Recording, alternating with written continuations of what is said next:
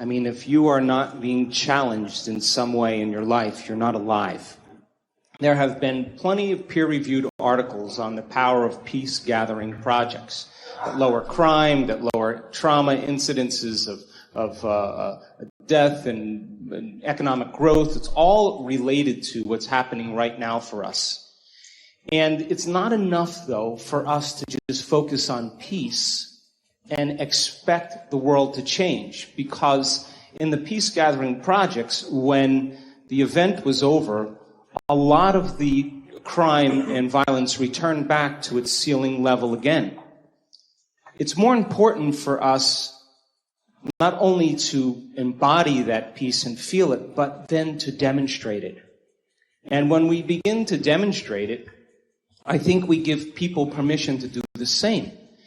That means that we can't be preaching peace and then be stuck in traffic and, flipping people off or arguing with your coworker. You don't get to stand up for peace if you have conflict in your life.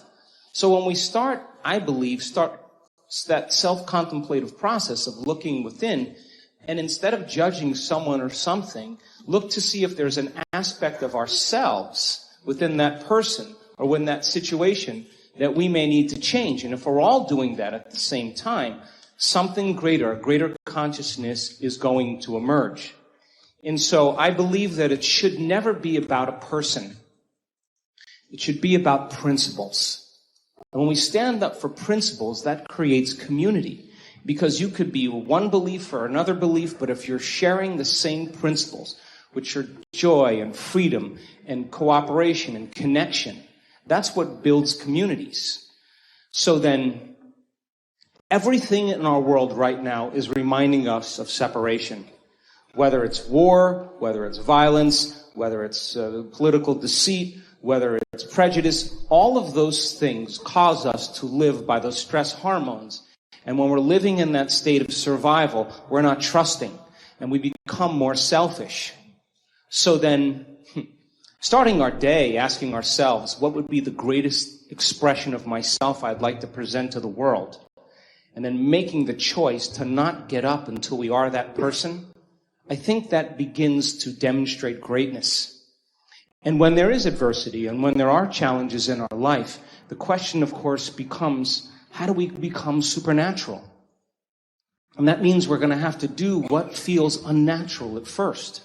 When everybody else is in poverty and lack, that's the time to give. When everybody else is in fear and vigilance, that's the time to show courage. When people are angry and hating and prejudiced, that's the time to show compassion. When people are competing to rush to get to the top, that's the time to change your energy and draw the experience to you. And if you keep doing what's unnatural over and over again, sooner or later you're going to become supernatural. And then what happens is that we have neurons in our brain called mirror neurons, and those are empathy neurons. And when you fed your kid as a child, you went like this. You don't know why you were doing that, but you were unconsciously or subconsciously asking them to mimic your behavior. And they look at you and they follow your actions. And so when you all of a sudden demonstrate greatness in your life, and I don't care if it's just letting somebody ahead of you in traffic or helping someone up or picking up a piece of litter or garbage, and people witness that, they're more prone to do the same. And so we begin to change the world, I believe, by changing ourselves. If you get up feeling the same way as you sat down, nothing really happened. Nothing happened neurologically, biologically, chemically, hormonally, genetically. You're still in the same state of being. But when you get up and you feel like an elevated sense of self, and your heart is swollen, and you have a clear vision of your future, and your energy's different, the question is, how long can you maintain that state? So you're literally broadcasting a whole new electromagnetic signature in that state. Thoughts tend to be electric and feelings tend to be magnetic. And the way we think and feel is what we broadcast into the field. And what we broadcast into the field is our experiment with destiny.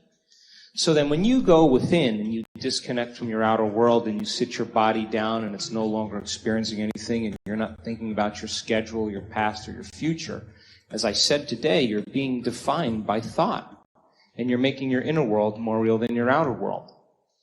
When you open your eyes and you present yourself to the world, the job then is to not react emotionally to the same conditions in your life, because the moment you react emotionally, you're equal to the conditions in your life and you're back in your past. So then when you fall from grace and you move off that state, then you sit down and you realign. You begin to tune in again and you change your energy again. In the evening, I always ask myself, how did I do?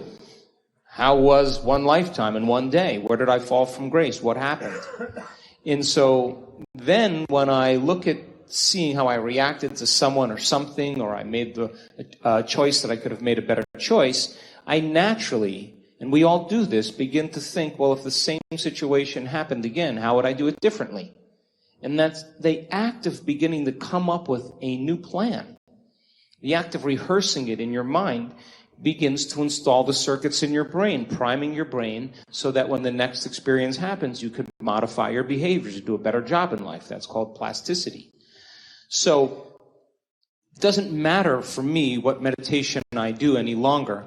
I like to just get up in a new state of being.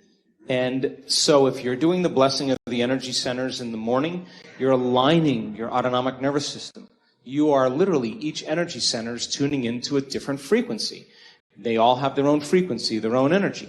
And as you do this properly, and you're doing some of the more advanced blessing of the energy centers, you are actually drawing information from the field into your body. And if all disease is a lowering of frequency, when you begin to pull that energy into your body consciously, you're going to raise its frequency. So that's a great thing to do. If you're doing a meditation in the evening, of course, pick a meditation that changes your energy. But then, the idea is not just to meditate so that you can keep meditating. Your job is to actually see what the effects you've produced in your life as a result of it. I mean, why else would we do this? So then, if you decide, okay, if I'm taking time out of my busy life to emulate the divine, a creator, then if I'm going to create something unlimited, I better feel unlimited. If I'm going to do something magnificent, I have to become magnificent. And if you keep doing that over and over again, it will begin to become more readily available to you. It'll get easier. So then, to not be seduced by the external environment and not fall from grace and be able to execute and maneuver in your life from a different energy and lead with your heart and begin to make different choices and not return back to those old states. That's why we do it, because we want that new energy to become constant in our lives. And so when we're in that energy all the time, that's when the synchronicities and the serendipities and all those wonderful coincidences begin to happen. And it's those coincidences that are feedback in our environment where the field begins to open doors for us.